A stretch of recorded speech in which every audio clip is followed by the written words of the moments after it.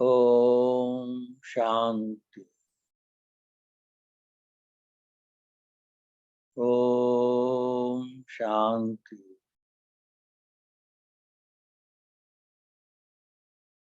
24 June 2021.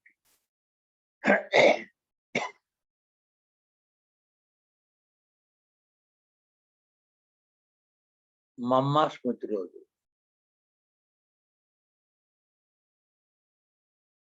బ్రహ్మకుమార కుమారులైన మనందరికీ సంవత్సరంలో 2 ముఖ్యమైన రోజు.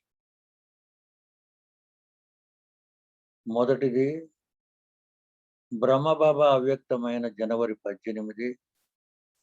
రెండవది జూన్ 24 ఈ రోజు.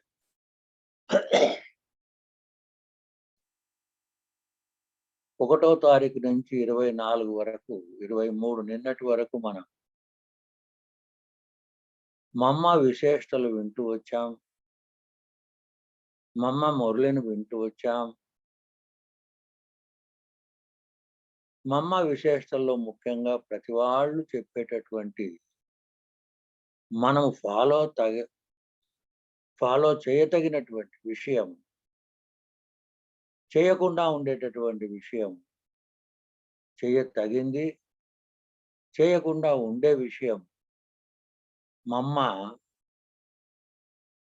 ప్రతిరోజు 2 గంటలకు నిద్ర లేచేవాడు. మరి పగలంతా నిద్రపోయేదా? లేదు.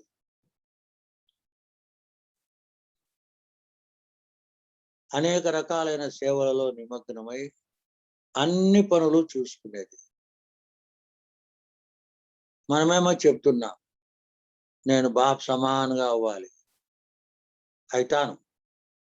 మమ్మ సమానంగా అవ్వాలి, అయితాను. మొట్టమొదట కనీసం భౌతికమైనటువంటి విషయాలు. మమ్మ 2 గంటలకు నిద్ర లేచేది. 2 గంటలకు నిద్ర లేచి బాబాను స్మృతి చేస్తూ బాబా స్మృతిలో లీనమయ్యేది. ఒకసారి స్వయాన్ని చూసుకుందాం. నేను ఆ విధంగా 2 గంటలకు నిద్ర లేయగలుగుతున్నానా?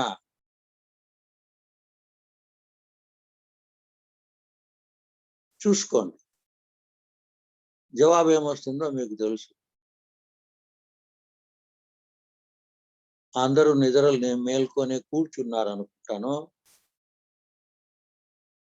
ఇంకా ఒకవేళ ఎవరైనా పడకలో అలాగే ఉంటే దయచేసి అందరూ లేవండి, పడకను వదిలేయండి. కుర్చీలోనో లేక కింద సుఖాసనంలోనో మీ ఇంట్లో బాబా పటం ఉంటుంది, బాబా ముందు కూర్చోండి. కనులు తెరుచుకోండి. ఇవన్నీ కూడా మమ్మ చేసినటువంటి కార్యాలే. నేను కొత్తగా చెప్పిండేది ఏమి లేదు.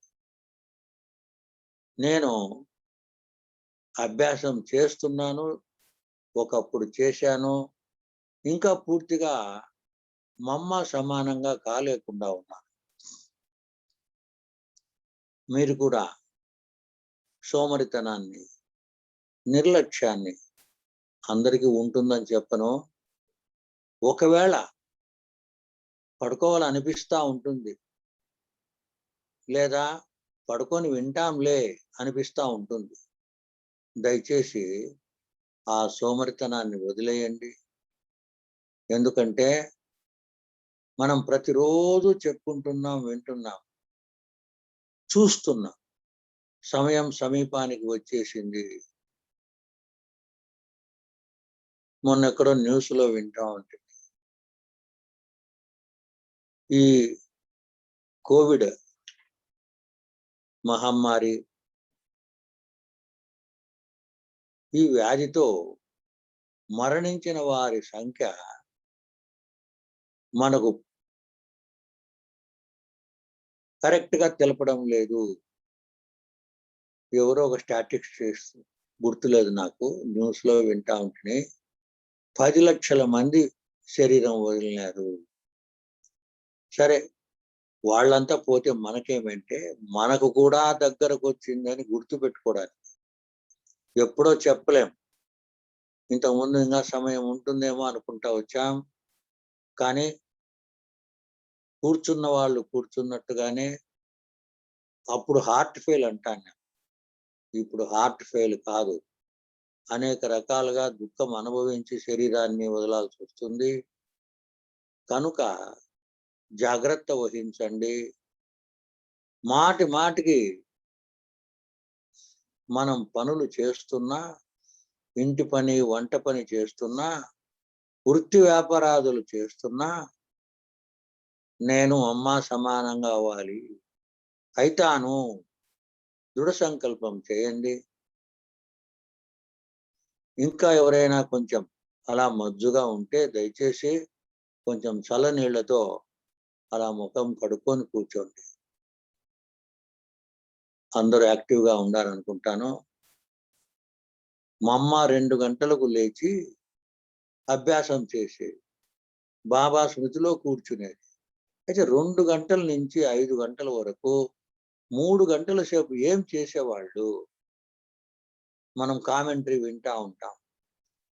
కామెంటరీ చెప్పుకుంటాం.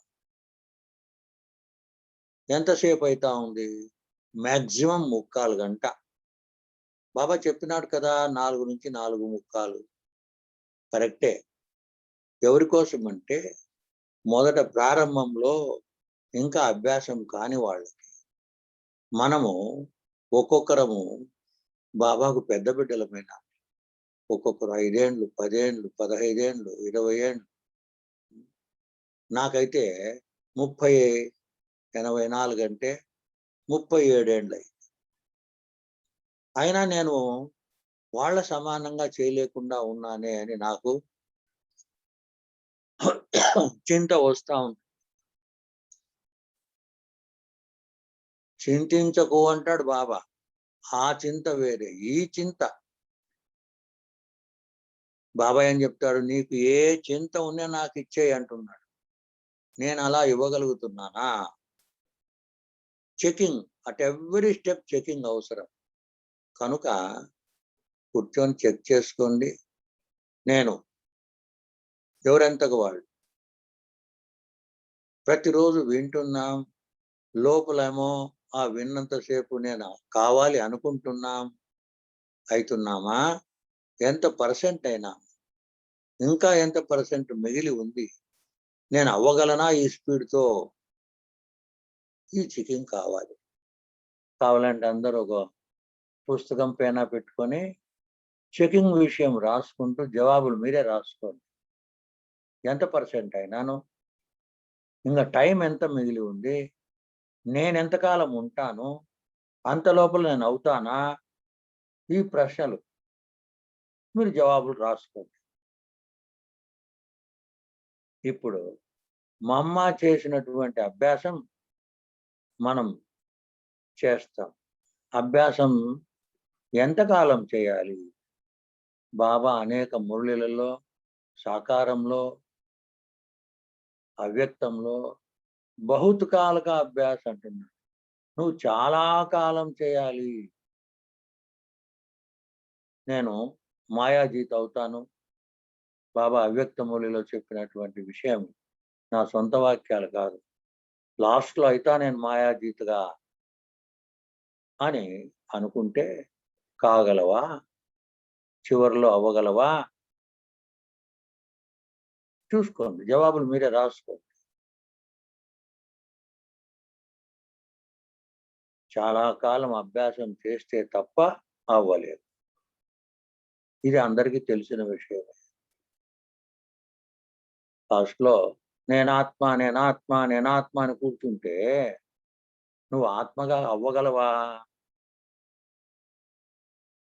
Check yourself. చెక్ చేసుకో. బాబా ఆ అవ్యక్త మురళిలో చెప్పాడు. ఒక చిలుక కుళాయిపై కూర్చొని నీళ్లు వృధా చేయకండి, చేయకండి అని చెప్పేది. కానీ తను ఆ కుళాయి పైన కూర్చొని నీళ్లను విడుస్తూ నీళ్లు పోతానే ఉంటాయి. ఇది చెప్తానే ఉంటారు. అలాగా మనము కూడా ప్రతిరోజు వింటున్నాం. పెద్ద పెద్ద వాళ్ళ అనుభవాలు వింటున్నాం. ఆ అనుభవాలు వాళ్ళు చేసింది నేను చేస్తున్నానా? చూసుకోండి ఎవరెంతకు వాళ్ళు. కనుక మా అమ్మ చేసిన అభ్యాసం ఒకటి ఈరోజు ఈ కొంతసేపు చేస్తాం మనం. 3 స్థితులు మొన్న కూడా చేసినాం. సాకారం, ఆకారం, నిరాకారం. దీన్నే బాబా మనకు బుద్ధిలో కూర్చోబెట్టడానికి అనేక రకాలుగా, అనేక రకాలైన మాటలతో, ఉదాహరణలతో తెలుపుతున్నాడు.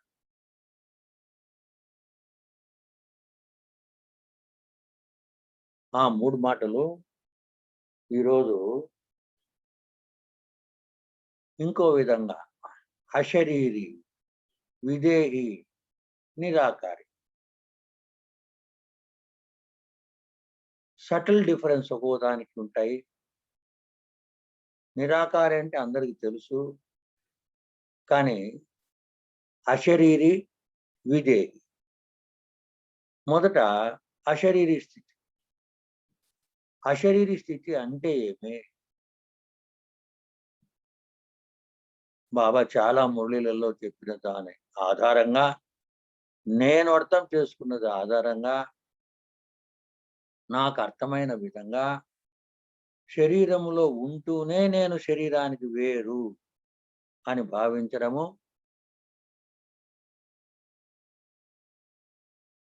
అశరీరి స్థితి. శరీరంలో ఉన్నాను, కానీ శరీరానికి వేరుగా ఉన్నాను.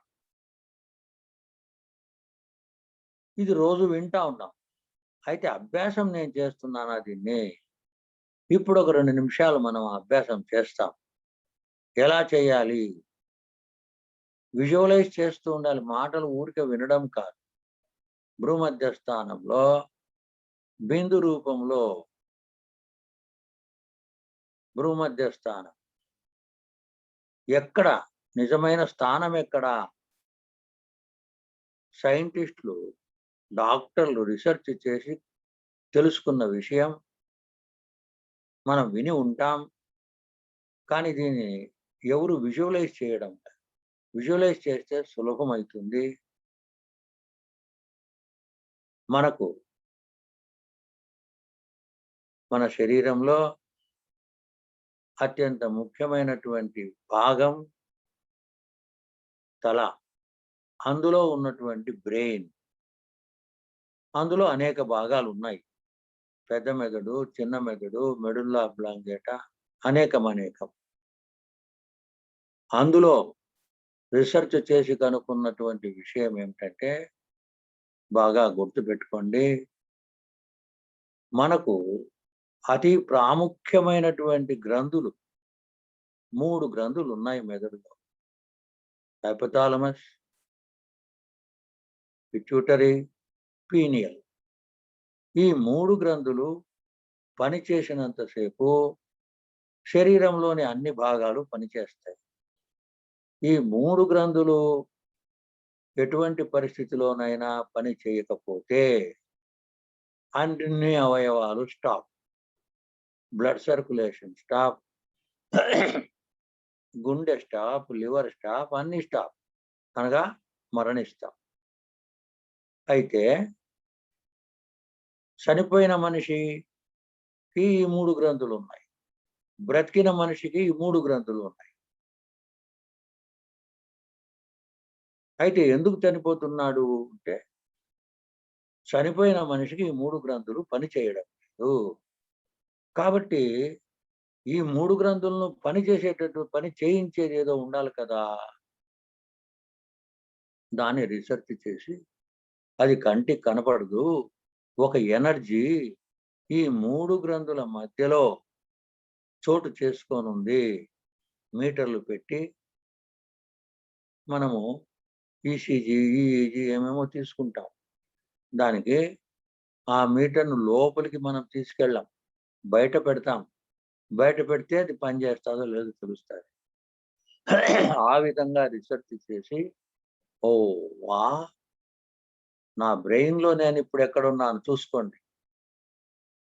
అతి ప్రాముఖ్యమైన స్థలం.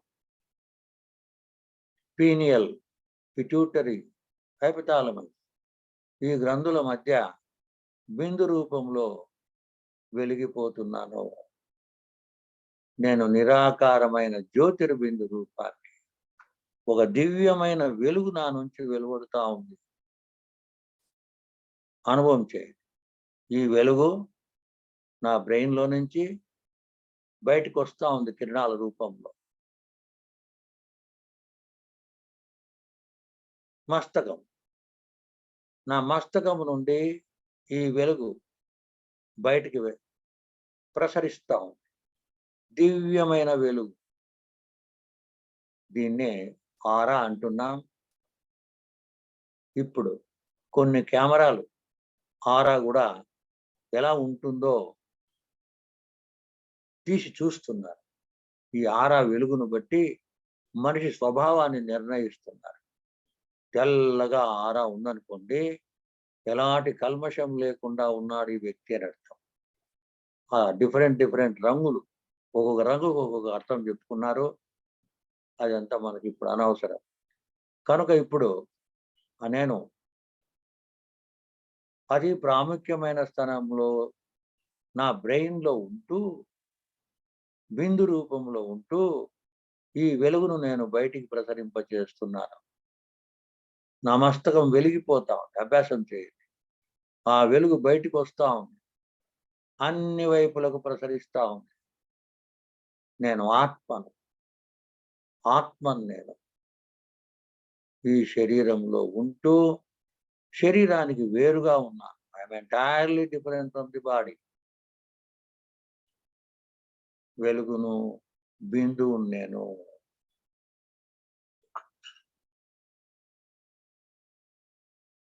అశరీరిని.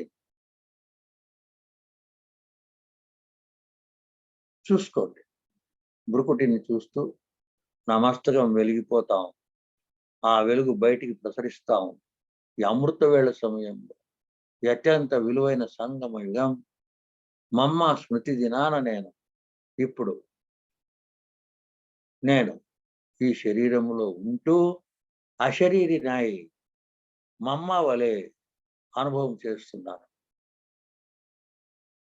అశరీరి ఆత్మని నేను. శరీరంలో ఉన్నాను. కానీ శరీరం కంటే వేరుగా ఉన్నాను. I'm entirely different from the body. చూసుకోండి. మీ మస్తకాన్ని మీరు చూసుకోండి. బయటికొస్తా ఉంది వెలుగు.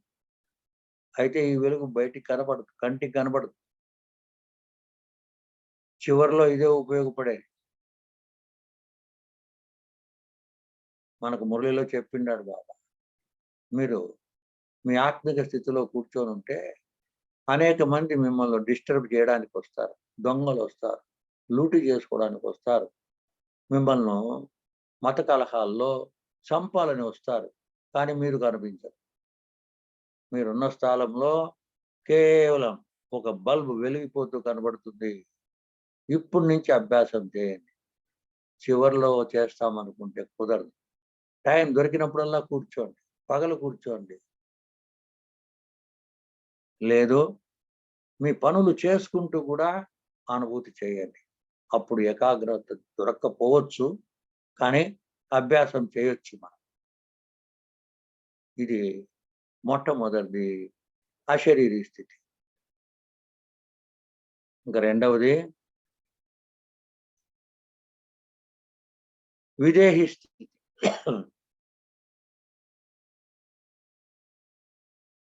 విదేహి స్థితి అంటే దానికి ఉదాహరణ బాబా చెప్పింది ఏమంటే మనకు బాబా మురళిలే అదే అథారిటీ. దాన్నే వాడుకుంటాం. సాధు సన్యాసులు మిగతా వాళ్ళు ఎన్నో ఎగ్జాంపుల్స్ ఎన్నో రకాలుగా ఇచ్చి ఉంటారు. కానీ ఇప్పుడు ఏక్ బాప్ దూసరా నా కోయి.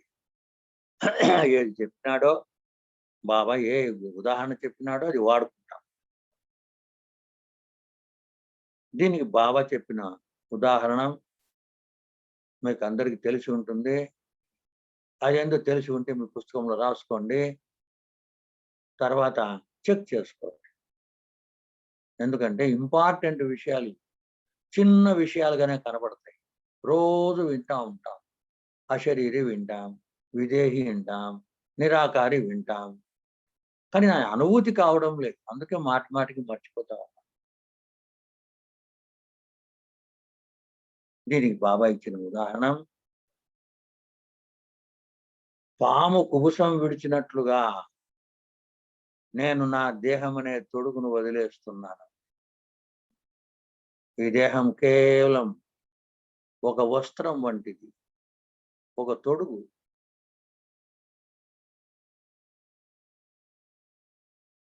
పాము పాతదైపోయినటువంటి తన శరీరం కుబుసాన్ని, తొడుగును వదిలేస్తా ఉంది. బాబా చెప్తాడు ఒకసారి ఎప్పుడో,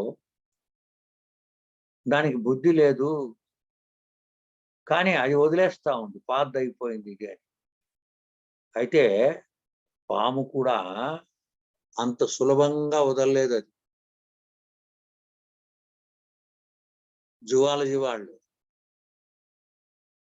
జంతు శాస్త్ర నిపుణులు పాము కుబుసం విడిచేటప్పుడు ఎంత అనేక రకాల రాపిడి, ఉదాహరణకి చెట్టుకు ఉందనుకోండి, ఆ చెట్టుకు చుట్టుకొని ఆ తొడుగు వదిలినంత వరకు రాపిడితో వదులుతుంది, ఇంతకు వదులుతుంది. ఆ విధంగా ఇప్పుడు మనము కూడా చాలా శ్రమ చేయాలి. ఊరికే నేను కూడా అందరి అనుభవాలు విన్నాను, అన్ని చదివేసినాను, మురళి 10 సార్లు చదువుతున్నాను, లాభం లేదు. నేను ఇంత గట్టిగా చెప్తున్నానని దయచేసి భావించకండి. ఎందుకంటే సమయం అంత సమీపానికి వస్తా ఉంది. మీ అందరికేమో కానీ నాకు మాత్రం, ఎందుకంటే నా శరీర స్థితి కూడా అలాగే ఉంది కాబట్టి ఎప్పుడు అనేటట్టుగా ఉంది. ఇప్పుడు కాకుండా ఇంకెప్పుడైతాము. కనుక ఆ పాము తన శరీరాన్ని రాపిడి చేసి చేసి చేసి ఆ పాత తొడుగును వదిలేస్తుంది. అలాగే 63 జన్మల నుంచి శరీరంలో ఉండే అలవాటు అయిపోయింది. 63 అటు పక్కన పెట్టండి. ఈ జన్మలో ఈ శరీరం తీసుకొని అనేక రకాల పనులు చేసినాం, ఎన్నో తప్పులు చేసినాం, అనేక రకాలైనటువంటి పాప కార్యాలు చేసినాం. ఇప్పుడు ఈ శరీరం అనే తొడుగును మనం వదిలేయాలి. వదిలేసి విదేహిగా అవ్వాలి. నేను విదేహి ఆత్మ, భూమధ్య స్థానంలో వెలిగిపోతున్నాను.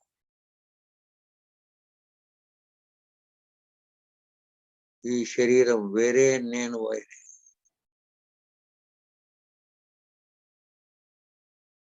ఇది కేవలం ఒక వస్త్రం వంటిది, ఒక తొడుగు వంటిది.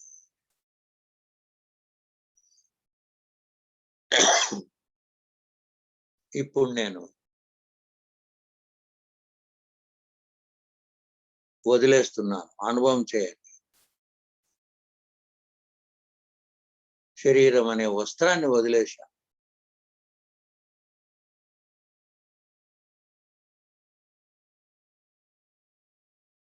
బిందు రూపంలో వెలుపలికి వచ్చారు.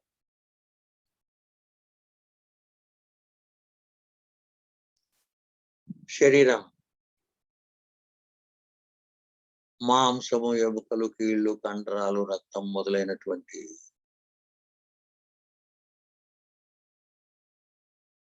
భాగాలతో చేయబడింది.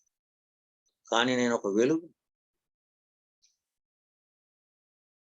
ఈ శరీరం నేను కానే కాదు. అయితే నేను శరీరంలో ఉంటూ ఇంతకాలం శరీరమే నేనని భావించాను. కానీ ఇప్పుడు స్వయం భగవంతుడు నన్ను ఎన్నుకొని 800 కోట్ల మంది ఆత్మల్లో నన్ను ఎన్నుకున్నాడు. ఓ, నేను ఎంత భాగ్యశాలి ఆత్మను, ఎంత అదృష్టశాలి ఆత్మను. ప్రపంచమంతా గాఢమైన నిద్రలో నిద్రించే సమయంలో నేనిప్పుడు మేల్కొని ఉన్నాను. స్వయం భగవంతుడు నన్ను మేల్కొల్పినాడు, నాతో అనుభవం చేయిస్తున్నాడు. నేను అశరీరి ఆత్మ, విదేహి ఆత్మ. దేహాన్ని వదిలేశాను. ఇప్పుడు నుంచి అభ్యాసం చేస్తే తప్ప చివరిలో దేహాన్ని సులభంగా వదలలేను. బహుత్ కాల్గా అభ్యాస్, బాబా వాడినటువంటి మాట. చాలా కాలం అభ్యాసం చేయాలి. నువ్వు ఎన్ని పాటలు విన్నా, ఎన్ని కామెంటరీలు విన్నా, ఎన్నిసార్లు మురళి చదివినా అభ్యాసం. లౌకికంలో కూడా అభ్యాసం కూసు విద్య అని చెప్తూ ఉంటారు. దాన్నే బాబా ఇప్పుడు అనుభవం చేస్తున్నాడు. దేహాన్ని వదిలేశాను, బిందు రూపంలో ఉన్నా.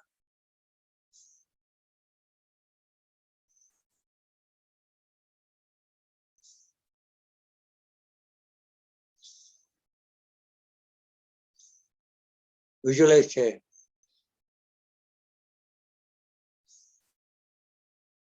ఈ దేహంలో నా స్థానాన్ని వదిలి బ్రెయిన్ నుంచి బయటకు వచ్చేసాను. రకరకాలుగా మనం విన్నాం.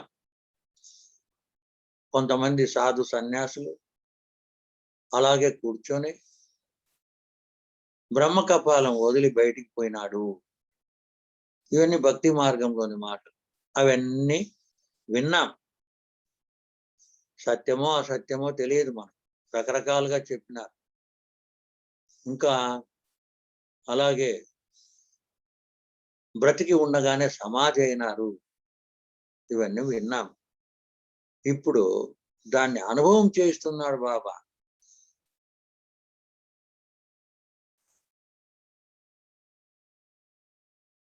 ఈ దేహంలో చక్రాలు ఉన్నాయి అంట. ఆట పట్ట పైన ఉన్నటువంటిది సహస్రార చక్రం. మనం విజువలైజ్ చేయడం. అక్కడి నుంచి నేను బయటకు వచ్చేసాను. బిందు రూపంలో ఉన్నాను. అశరీరి ఆత్మ నేను. ఇప్పుడు నాకు శరీరం లేదు. పాము తన పాత శరీరాన్ని, దాన్ని కుబుసము అని అంటాం, తొడుగు వదిలేసినట్లుగా వదిలేశాను. పాము కష్టపడుతుంది కానీ నేను అభ్యాసం చేసి సులభంగా వదిలేస్తాను. భగవంతుడు నాకు అభ్యాసం చేయిస్తున్నాడు. ఈ అమృత వేళలో కూర్చొని నేను అభ్యాసం చేస్తున్నాను. వచ్చేశాను. కేవలం బిందువు.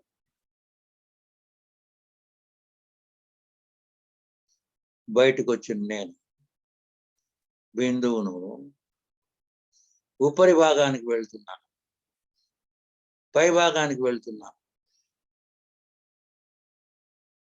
ఇప్పుడు నాకు తెలిసిపోయింది నేను చేరాల్సిన స్థానం. నాకు అనేక సంవత్సరాలుగా బాబా అభ్యాసం చేయిస్తున్నాడు. పరంధాం, బ్రహ్మలోకం, నిర్వాణధామం, ముక్తిధామం. అత్యంత వేగంగా పోతున్నాను. ఇంకా నన్ను ఏది భూమిపైన ఆకర్షించదు. భూమి ఆకర్షణ శక్తికి ఇప్పుడు నేను లొంగను. రాకెట్ ఎట్లయితే భూమి ఆకర్షణ శక్తి దాటిపోయిందో పోతుందో, నేను అతి సూక్ష్మాతి సూక్ష్మమైన రాకెట్ బిందు రూపంలో అత్యంత వేగంగా భూమి ఆకర్షణ శక్తిని దాటుకొని అవతలికి వెళ్ళిపోయాను. భూమి ఆకర్షణ శక్తిని దాటితే భూమి ఆకర్షించదు. అందుకోసమే రాకెట్లో ప్రయాణం చేసే మనుషులు ఆ రాకెట్ నుంచి బయటికి వచ్చి మళ్ళా లోపలికి పోతూ ఉంటారు, కింద పడరు. కొంత మనం సైన్స్ కూడా ఉపయోగించుకోవచ్చు. అలాగా నేను ఇప్పుడు దాటిపోయాను బిందువును. నా ప్రయాణంలో అనేక గ్రహాలను చూస్తున్నాను. వాటంతగా అవి తిరుగుతున్నాయి స్పేస్లో. నక్షత్రాలను చూస్తున్నాను, గ్రహాలను చూస్తున్నాను. దాటుకొని వెళ్తున్నాను. బ్లాక్ హోల్స్, చీకటి, అవి కూడా దాటుకొని ఇంకా పైకి పోయాను. భాగవతంలో పోతనామాతుడు చెప్పిన పద్యం రాముణ్ణి గురించి వర్ణిస్తాడు. లోకంబులు లోకేషు, లోకస్తులు తెగిన తుది, వీళ్ళంతా దాటిపోయిన అలోకంబగు లోకం. ఆ పైన చిమ్మ చీకటి, పూర్తి గడాంధకారం. ఆ గడాంధకారం కూడా దాటుకొని ఆపై ఎవరు ఏకాకృతి వెలుగుతున్నాడో ఆ రాముని ప్రార్థించునంటాడు. మనకు ప్రార్థన కాదు, ఇప్పుడు ఆయన రమ్మంటున్నాడు, రాండి బిడ్డలారా అని పిలుస్తున్నాడు. కాబట్టి బిందు రూపమై ఎలా దాటుకొని వెళ్ళిపోండి. పరంధామ, బ్రహ్మలోకం, నా సొంత ఇల్లు, ఎరుపు బంగారు రంగు, దివ్యమైన ప్రకాశం, ప్రశాంతత అనుభూతి చేయండి బాగా. ఊరికే మాటలు ముఖ్యం కాదు. పవిత్రత. కళ్ళు తెరుచుకొని కూర్చోండి. ఎవరికైనా అలా కళ్ళు మూసుకోవాలనిపిస్తుంది, మనకు అలవాటు అయిపోయింది. కళ్ళు బాగా తెరుచుకోండి. ఇంకా ఎవరైనా ఎక్కువ నిద్ర వస్తూ ఉంటే ఒక తడిగుడ్డ దగ్గర పెట్టుకోండి. కొంచెం చెవులు నులుముకోండి. అలా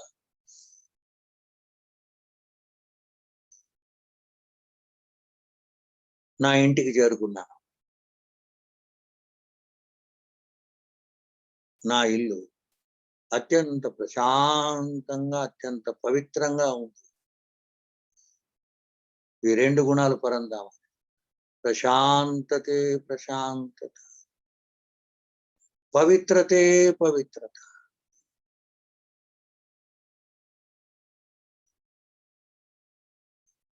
ఇక్కడ నేను ఇప్పుడు నాకు సమీపంగా నా తండ్రిని, నా ప్రియుణ్ణి, నన్ను అత్యంత ఎక్కువగా ప్రేమించేటటువంటి నా ప్రియుడు, నా మాదిరే బిందు రూపం, సర్వశక్తివంతుడైన పరంపిత పరమాత్మ, పరమశివుడు, సదాశివుడు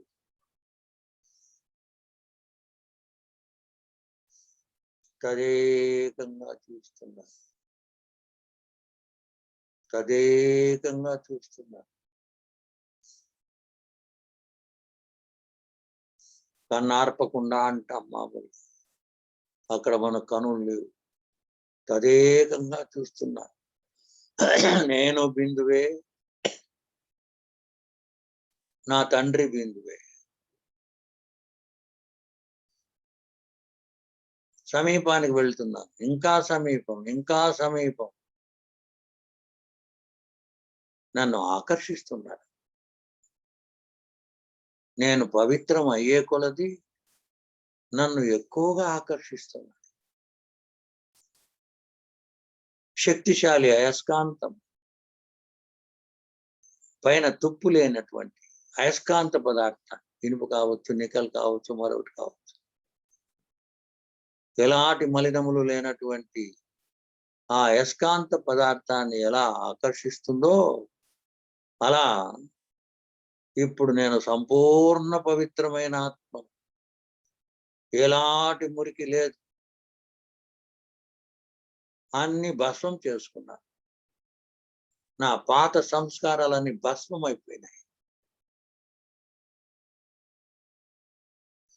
అలా పవిత్రమైన నన్ను గాఢంగా ఆకర్షిస్తున్నాడు నా తండ్రి. నా ప్రియుడు ఏ సంబంధం కావాలో పెట్టుకోండి,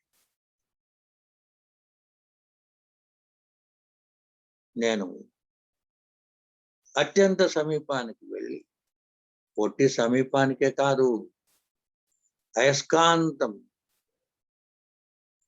ఆకర్షించినప్పుడు అయస్కాంతం పదార్థం ఇనుప ముక్క అయస్కాంతాన్ని ఎలా హత్తుకొని పోతుందో, అలా నేను బిందు రూపంలో ఉన్న నేను నా తండ్రిని, నా ప్రియుణ్ణి హత్తుకొని పోయినాను. ఇక్కడ కొంచెం జాగ్రత్త వహించాలి. ఆత్మ అవినాశి, లీనమవుతుంది అనే మాట వాడకూడదు. హత్తుకొని పోయినా నేను నా తండ్రి, నేను నా ప్రియుడు. మై ఎవరు మేరా బాబా, నేను నా బాబా, అంతే, ఇంకెవ్వరు లేరు. హత్తుకొని పోయా. నా ప్రియుణ్ణి తగిలిన వెంటనే నా ప్రియులేని సర్వశక్తులు, నా తండ్రిలోని సర్వశక్తులు, సర్వ దివ్య గుణాలు ఆత్మనైన నాలోకి ఒక ప్రవాహం వలె ప్రవహిస్తున్నాయి. విద్యుత్తు వలె, అయస్కాంత శక్తి వలె. ఎలాగైతే అయస్కాంతం చేత ఆకర్షింపబడిన ఇనుప ముక్క అయస్కాంతంగా మారుతుందో,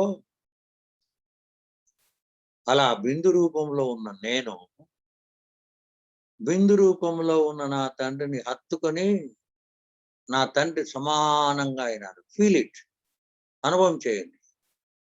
మాటలు ముఖ్యం కాదు. బాప్ సమాన్, నా తండ్రి సమానంగా అయ్యాను.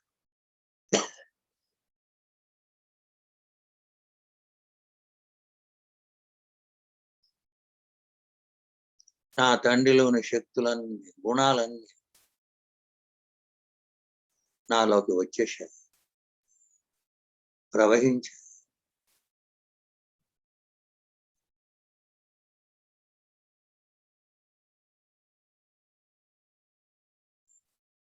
దీన్ని ఎంతసేపు అయినా అనుభవం చేయొచ్చు. అది ఇంకో రోజు చెప్పుకుంటాం. సమయం కావస్తా ఉంది.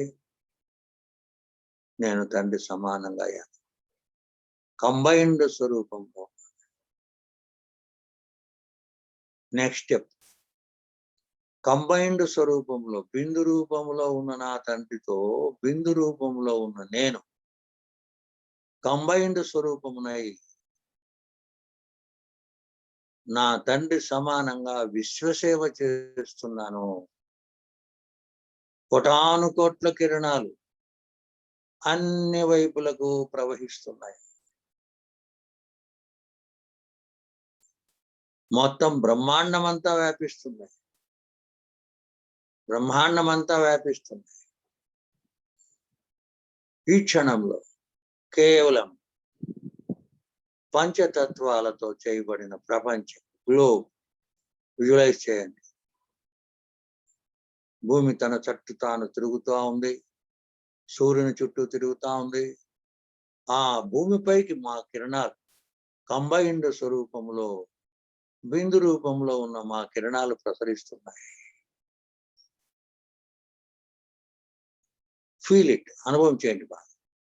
పరంధామం, బిందు రూపంలో ఉన్న తండ్రితో కంబైన్డ్ స్వరూపమైన నేను కోటాను కోట్ల కిరణాలను పంచతత్వాల ప్రపంచంపైకి ప్రవహింపచేస్తున్నాను. 800 కోట్ల మంది ఆత్మలు, నా సోదరాత్మలు, అందరూ నా సోదరాత్మలే. రకరకాల పాత్రలు చేస్తున్నారు.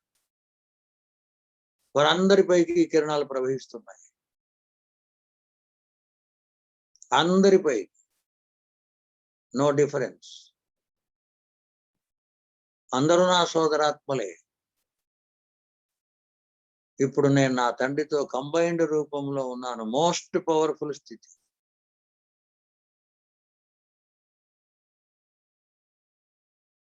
నా సోదరాత్మలందరూ కల్పకృతం వలె ముక్తికి, జీవన్ముక్తికి చేరుకోవాలనే కోరిక వాళ్ళందరికీ కలుగుతా ఉంది. ముక్తి కావలసిన వాళ్ళు ముక్తి, జీవన్ముక్తి కావలసిన వాళ్ళు జీవన్ముక్తి. తేడా బాగా గమనించండి. కల్పకృతం వలె వారి కోరిక కలుగుతా ఉంది. దాన్ని పూర్తి చేసుకునేందుకు అందరికీ నా తండ్రి పరిచయం లభిస్తా ఉంది. టీవీల ద్వారా, సెల్ ఫోన్స్ ద్వారా, యూట్యూబ్ ఛానల్స్ ద్వారా, ఇప్పుడు ప్రొద్దుటూరు నుంచి ప్రసారం అయ్యే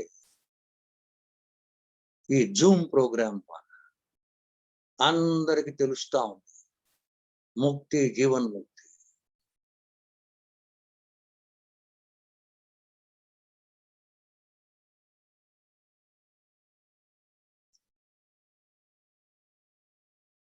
ఫీల్ చేయండి బా. అంతేకాక తమో ప్రధానమైన పంచతత్వాలపైకి ప్రవహిస్తా ఉన్నాయి మా కిరణాలు. పరంధామం నుంచి కంబైన్డ్ రూపంలో నేను బిందువే, నా తండ్రి బిందువే. పంచతత్వాలు, తమో ప్రధానమైన పంచతత్వాలు, భూమి, జలము, వాయువు, ఆకాశం, అగ్ని, 5 తత్వాలు కూడా సతో ప్రధానం అవుతున్నాయి. సతో ప్రధానం అవుతున్నాయి. సతో ప్రధానం అయిపోయాయి.